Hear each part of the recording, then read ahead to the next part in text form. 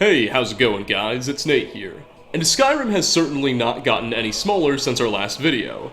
So, this time around, we're going to investigate the biggest secret ever brought to light in Skyrim.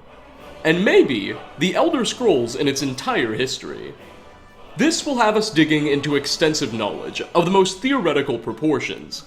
Nevertheless, why waste any more time? Let's get right into it. Welcome to the Jurgen Windcaller conspiracy. First off, some of you may remember an old friend of ours, or shall we say, long deceased friend, that we happened to collect a special horn from in the opening quest in Skyrim. His name is Jurgen Windcaller. To refresh our memory a bit, he was the founder of the Greybeard faction in the late 1600s of the First Era, and is represented in sacred passages from history that have created a conflict of theories regarding what legacy this man left on Tamriel. Considering a story of him swallowing 17 dragon shouts, and other tales pointing to a raw power he possesses, Jurgen Windcaller is supposedly a great hero. Or was supposedly a great hero. You see, according to legend, he suffered a shameful defeat at a battle which took place near Morrowind's Red Mountain several thousand years ago. Side note, the Battle of the Red Mountain is actually an insanely huge and historic event in the Elder Scrolls' history, but we don't really know a whole lot about it, and we're not necessarily sure what Jurgen Windcaller's role in it was. But nevertheless, the Greybeards tell us that following this defeat, Jurgen Windcaller returned to Skyrim, where he climbed to the summit of the Throne of the World and built High Hrothgar, the monastery where he began developing a new life philosophy, known as the Way of the Voice. The Way of the Voice is an interesting philosophy that all Greybeards follow. They don't necessarily tell us all of the rules of this philosophy, but it seems to encourage Nords that know how to dragon shout not to abuse their powers, and to only use them sacredly, as they were gifts from God in the first place. The idea being that the goddess Kine gave man this power to dragon shout, and if it is abused, then she will get very angry and there will be consequences. Wind, guide you. He was a great war leader of the ancient Nords, a master of the voice, or tongue. After the disaster at Red Mountain, where the Nord army was annihilated, he spent many years pondering the meaning of that terrible defeat. He finally came to realize that the gods had punished the Nords for their arrogant and blasphemous misuse of the voice. He was the first to understand that the voice should be used solely for the glory and worship of the gods, not the glory of men. Jurgen Windcaller's mastery of the voice eventually overcame all opposition, and the Way of the Voice was born. We study the Way of the Voice according to the teachings of our founder, Jurgen Windcaller. Very few are permitted to study with us here at High Hrothgar. But in your case, Dragonborn, it is a privilege to guide you towards mastery of your voice. I digress. That's basically all we're told about Jurgen Windcaller at the beginning of the game. However, shortly after the player is first summoned to High Hrothgar by the Greybeards, they'll give us a quest to go visit Jurgen Windcaller's tomb, which is buried beneath a location called Ustengrav, and recover a certain artifact of his that's gone missing. It's a horn. This begins the quest, the Horn of Jurgen Windcaller. You are now ready for your last trial. Retrieve the horn of Jurgen Windcaller, our founder, from his tomb in the ancient fane of Ustengrav. Remain true to the Way of the Voice, and you will return.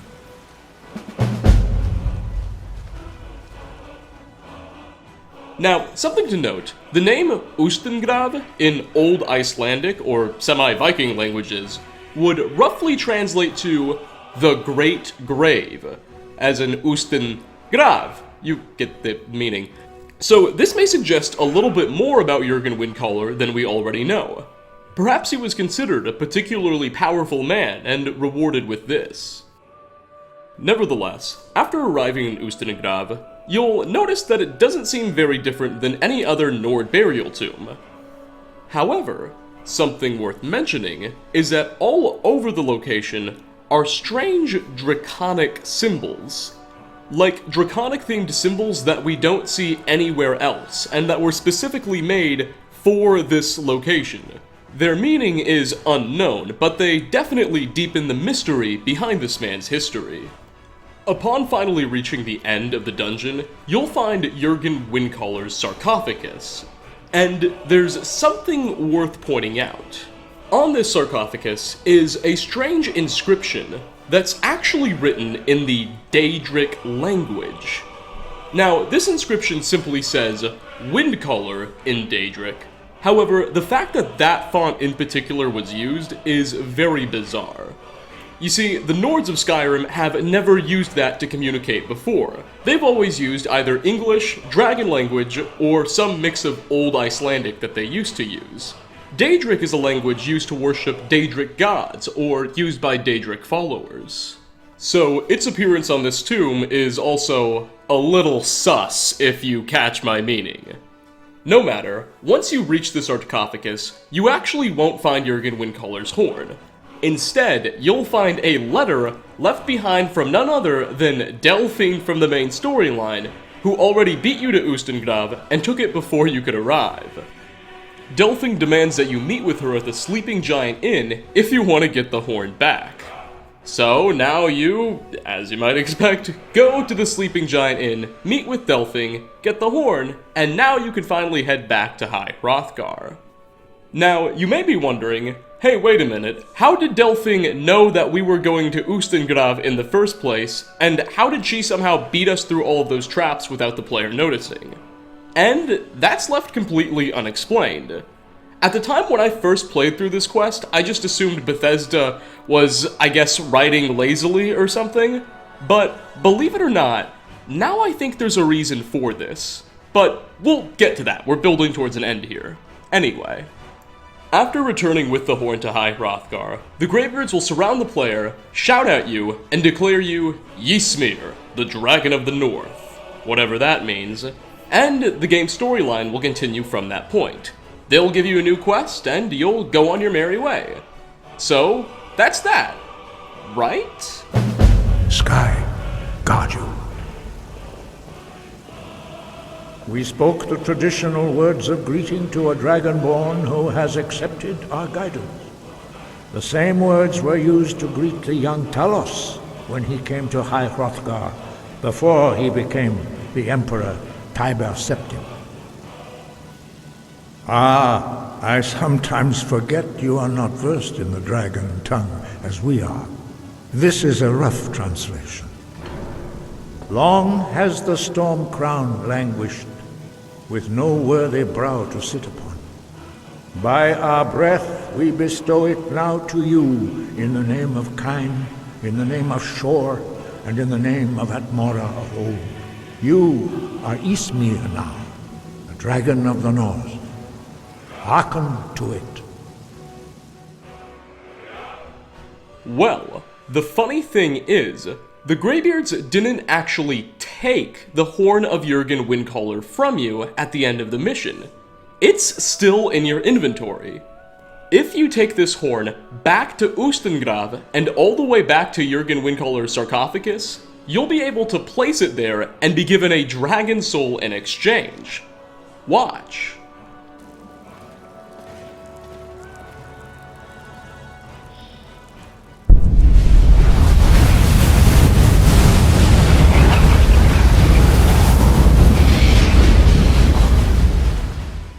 Now, this is a very, very controversial moment, because we're not necessarily sure what it signifies, if anything.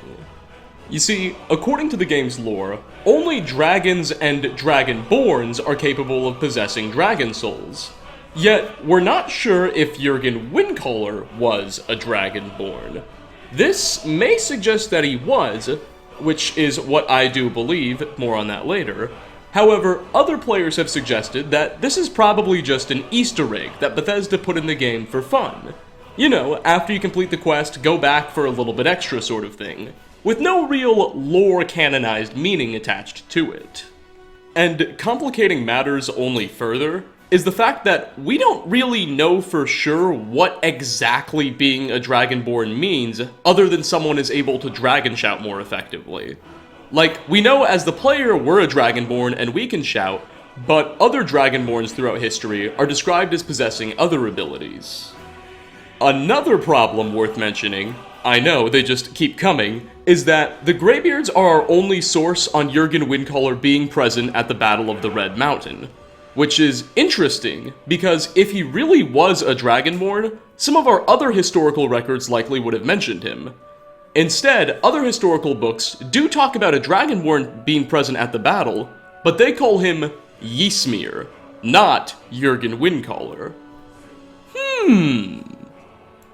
Finally, another popular theory is that maybe Jurgen Windcaller was meant to be a Daedra worshipper, or something like that, going by the Daedric writing on his sarcophagus, and that could explain some of the dark things we've seen. Maybe he wasn't actually the good heroic guy the Greybeards describe him as.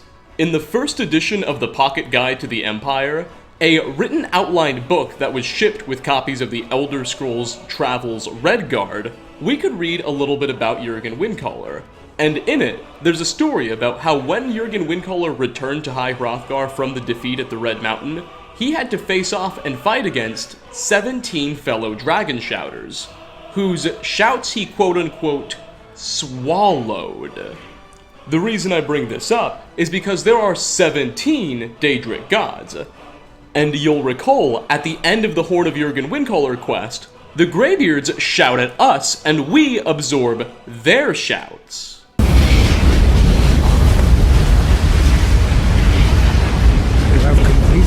Your training, Dragonborn. We would speak to you. Stand between us and prepare yourself. Few can withstand the unbridled voice of the Greybeards, but you are ready. Vingra crossis haran, strundu, othi balan, klo, ran, now.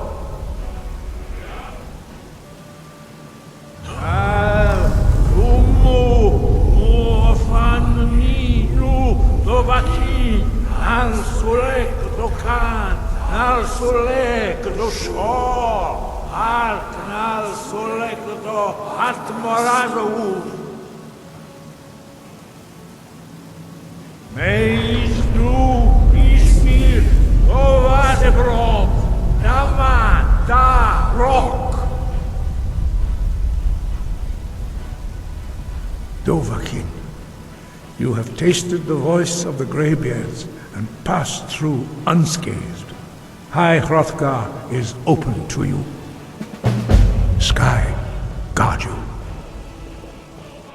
Furthermore, there are also 17 Daedric gods.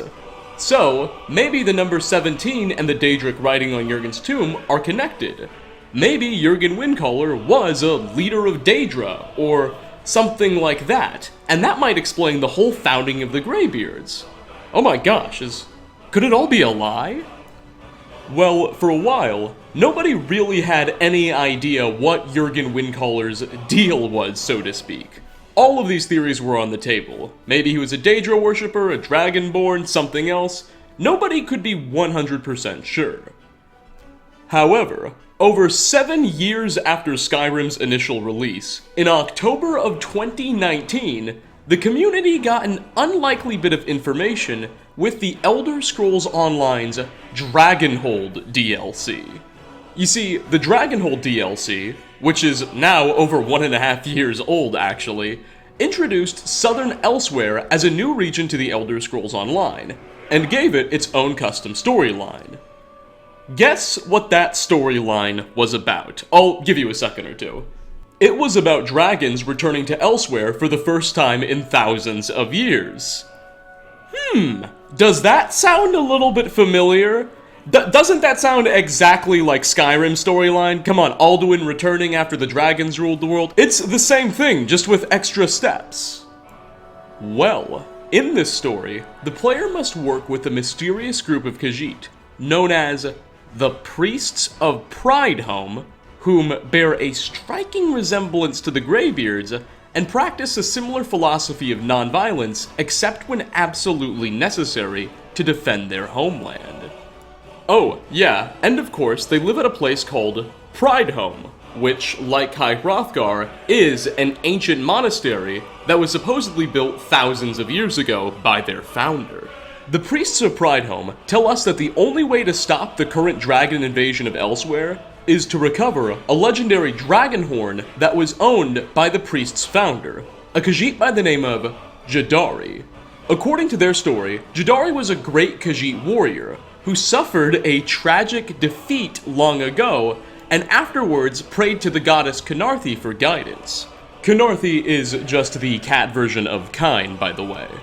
Kynarthi directed her to found the Prideholme organization, and afterwards she later met a dragon who gave her his horn as a sign of respect.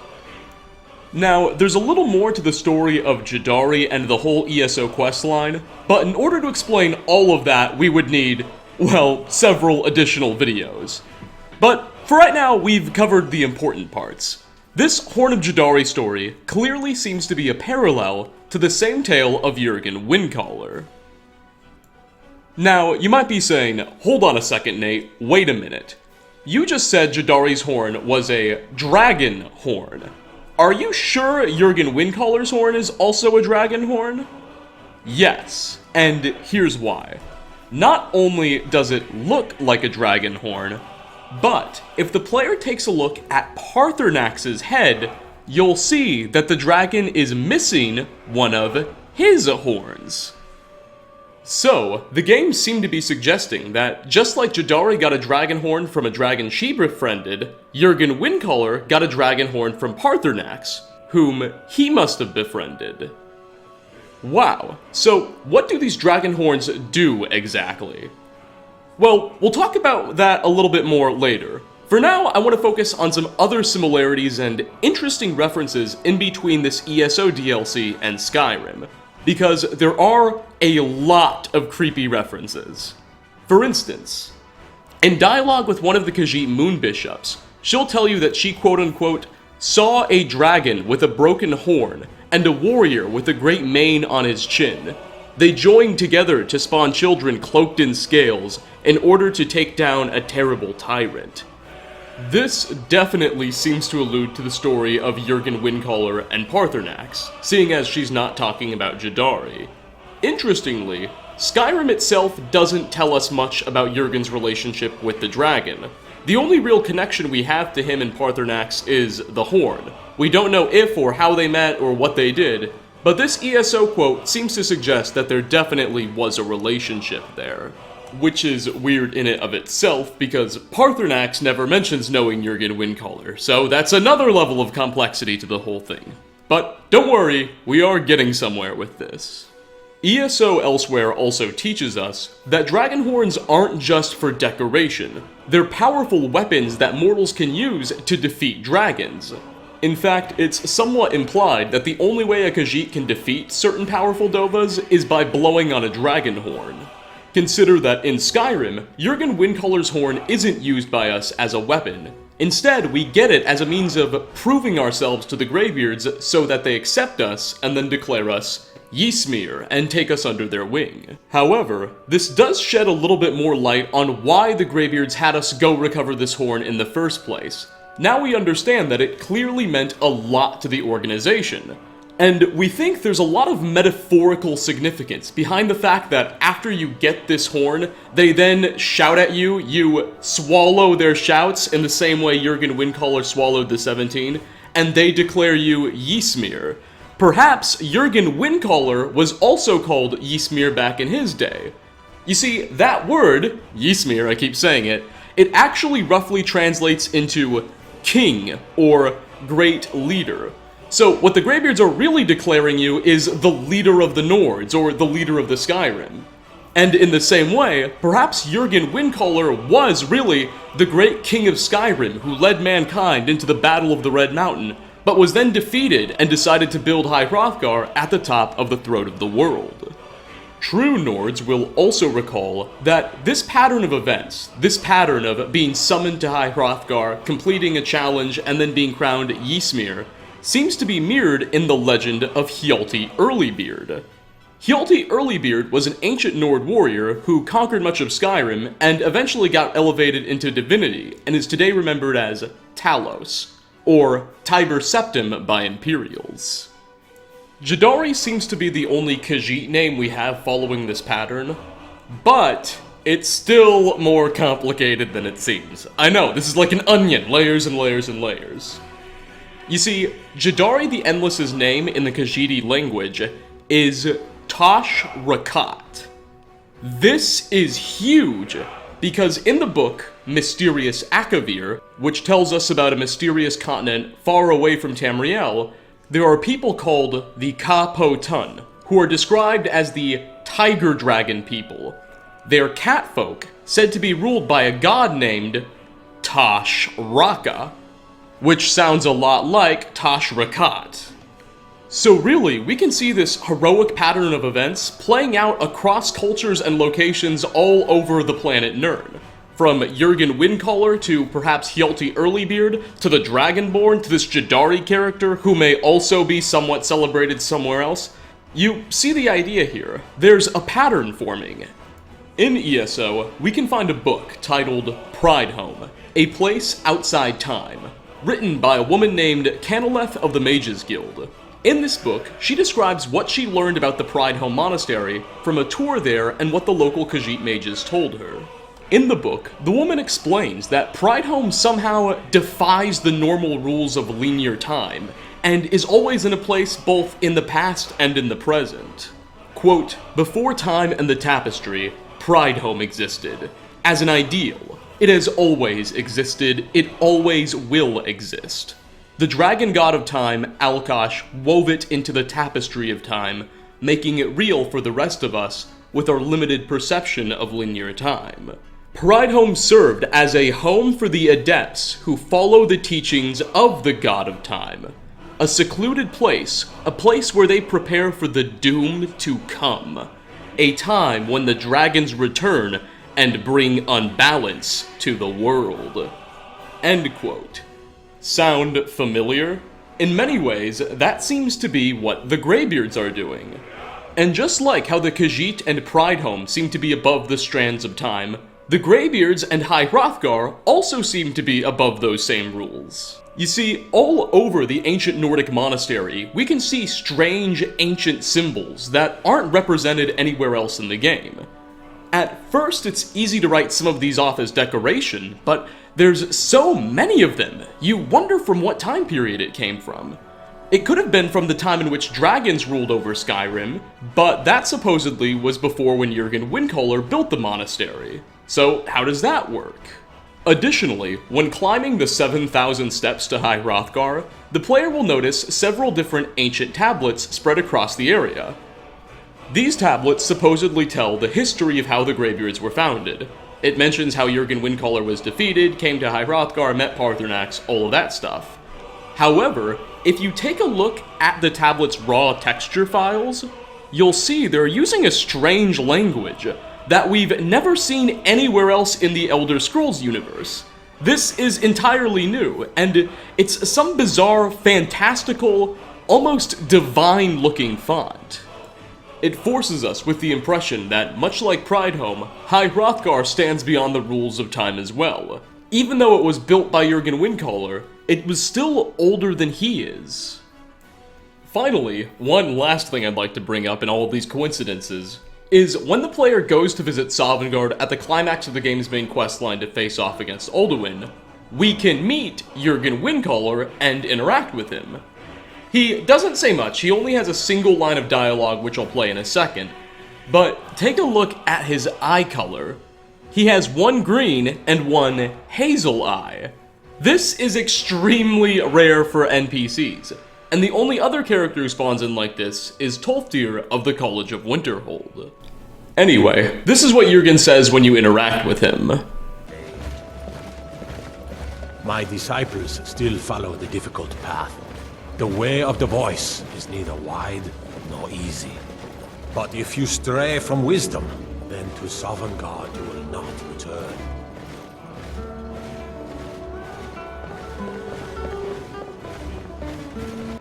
My disciples still follow the difficult path. The way of the voice is neither wide nor easy, but if you stray from wisdom, then to Sovngarde you will not return. I think what Jurgen Windcaller is trying to say here is that what the way of the voice really is a metaphor for how to live your life, or a metaphor for the meaning of life. In this context, that being to be a good person and not abuse the powers that the universe has given to you. In Jurgen Windcaller's case, that was literally his voice. Before the Battle of the Red Mountain, he was a conquering warlord. But losing that battle showed him that he was on the wrong path in life, and so he sought a new direction, founding the Greybeards.